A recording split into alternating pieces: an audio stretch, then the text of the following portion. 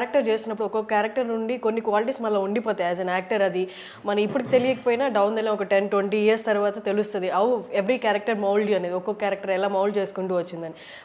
For the అంటే very first film నుంచి ఇప్పటిదాకా ప్రతి క్యారెక్టర్ మేము మౌల్డ్ చేసుకుంటూ ఇక్కడ దాకా వచ్చిందా?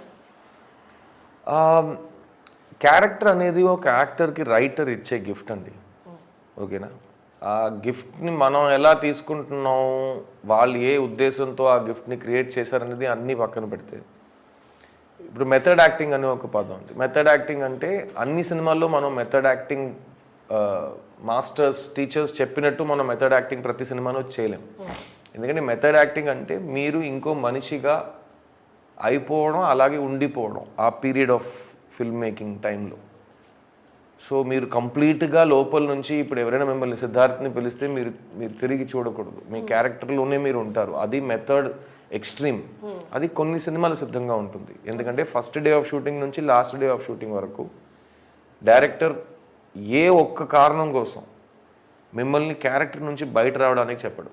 మీరు ఆ క్యారెక్టర్లోనే ఉండిపోవచ్చు, మీరు ఆ క్యారెక్టర్లోనే ఉంటారు. అది కొన్ని స్క్రిప్ట్స్లో సిద్ధంగా ఉంటుంది.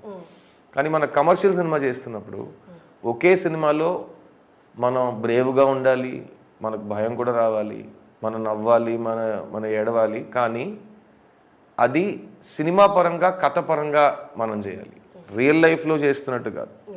సో అక్కడ ఈ మెథడ్ అదంతా మనం పెద్దగా చేయలేము. కానీ ఒక యాక్టర్కి ఒక ప్రాసెస్ ఉంటుంది కదా. సో నేను ఈ కున్స్ గాడుగా మారాలంటే వీడిని ఫస్ట్ అర్థం చేసుకోవాలి. ఫస్ట్ వీడికి నాకేదైనా సంబంధం ఉందా, ఈ క్యారెక్టర్కి సిద్ధార్థ్కి లుక్స్ తప్ప సంబంధమే లేదు.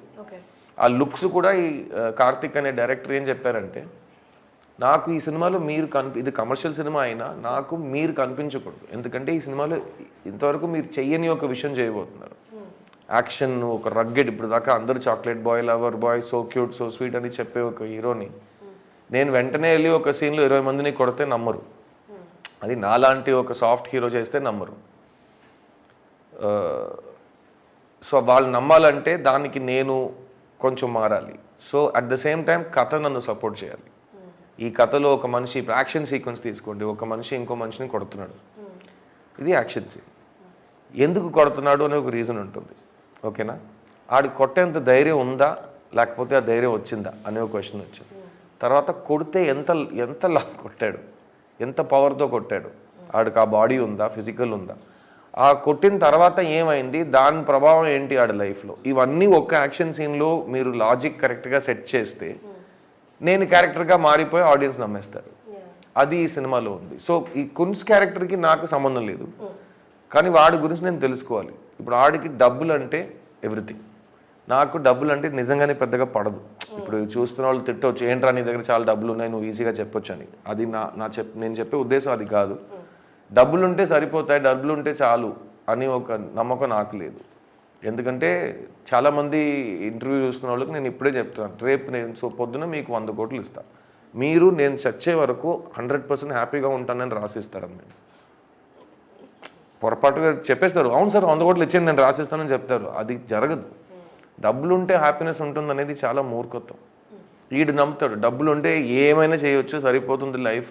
ఎందుకంటే ఆ విషయంలో నేను ఆడి దగ్గరకు రాను నేను, కానీ ఆడి నమ్మకం అది. సో ఆడి ఇడియట్ అని నేను చెప్పి ఆడిని క్యారెక్టర్గా ప్లే చేస్తే ఆ క్యారెక్టర్ బాగా రాదు. ఎందుకంటే ఆడి మీద మర్యాద లేకుండా నేను ఆడిని ప్రాణం పోస్తున్నాను ఆ క్యారెక్టర్లో. సో ఆడు ఎందుకు అలా ఫీల్ అవుతున్నాడని నేను ఫస్ట్ అర్థం చేసుకోవాలి. సో అలా అర్థం చేసుకుంటున్నప్పుడు కొన్నిసార్లు కున్స్ లోపలికి వచ్చి, ఏంట్రా ఇప్పుడు అర్థమవుతుందా డబ్బులు ఉంటే ఎంత బాగుంటుందని. సో ఆడి మీద నాకు సింపతి కానీ ఒక ఫీలింగ్ వస్తుంది. సో ఈ సినిమా ఫినిష్ అయిన తర్వాత కూడా, ఇప్పుడు సినిమా స్టార్ట్ అయ్యే ముందు సిద్ధార్థకి డబ్బుల గురించి ఒక ఒపీనియన్ ఉంటే, ఆ ఒపీనియన్ మారిందా అంటే మారలేదు. కానీ కొన్నిసార్లు ఎందుకు మారలేదని ఆడు అడుగుతాడు, క్యారెక్టర్ లోపల నుంచి అడుగుతాడు.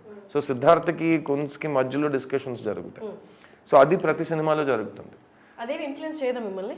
ఇన్ఫ్లుయెన్స్ చేస్తే అది నేను మీతో మాట్లాడుతున్నాను. ఇప్పుడు నాకు డిఫరెంట్గా ఒక ఒపీనియన్, మీరు ఇంత అందంగా ఉన్నారు, ఇంత చక్కటి తెలుగులో మాట్లాడుతున్నాడు, సాఫ్ట్గా మాట్లాడుతున్నారు, మీ మాట విని నేను మారిపోతానా? లేదు కదా. ఏదో కారణాలు ఉంటాయి కదా, ఒక డిబేట్ జరుగుతుంది కదా మీ మధ్య. అలాగే క్యారెక్టర్తో కూడా. సో అది ఆ ప్రభావం ఉంటుంది. కానీ మార్పు అయితే కొన్నిసార్లు రావచ్చు. అది ఫర్ ఎగ్జాంపుల్ మీరు హిస్టారికల్ క్యారెక్టర్ కానీ మీకు అస్సలు అగైన్ సంబంధం లేని నేను భగత్ సింగ్ క్యారెక్టర్ చేసినప్పుడు నాకు చాలా లైఫ్ మొత్తం మారిపోయింది. అది 2005లో చేశాను నేను. అప్పుడు నాకు భగత్ సింగ్ గురించి చిన్నప్పటి నుంచి తెలుసు, కానీ నేను ఒక క్యారెక్టర్లో ఒక అటెంప్ట్ చేస్తున్నాను అంటే నేను భగత్ సింగ్ గురించి ఒక 6 months రోజు ఏదైనా కొత్తగా చదువుతూనే ఉంటాను.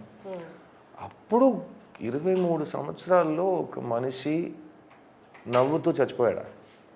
ఎందుకలా నవ్వు చచ్చి నా వల్ల అవుతుందా అది? 23 yearsలో నేనేం చేసి ఉంటాను, ఏడ్చేసి ఉంటాను కదా, నన్ను చంపొద్దని చెప్పి ఉంటాను కదా, పర్లేదు చంపలే, నా తర్వాత చాలామంది వస్తారు అని చెప్పి చావటం, అది దానివల్ల నేను మారానంటే నేను భగత్ సింగ్గా మారలేను కదా.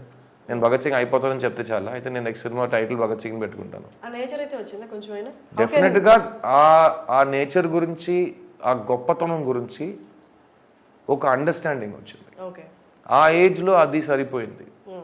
దానికి 17-18 years తర్వాత ఒక ఐడియాని మీరు ఒక చిన్న పాప కానీ ఒక చిన్న పిల్ల ఉంటే ఒక ఐడియాని ఆడి మనసులో మీరు పెట్టేస్తే ఆ టైంలో దానికి ఇంపాక్ట్ ఉండకపోవచ్చేమో, కానీ ఆడి 10 years, 15 years, 20 years తర్వాత చూస్తే అది కింద చెట్టు పెద్ద ఒక చెట్టు అయిపోయి ఉంటుంది.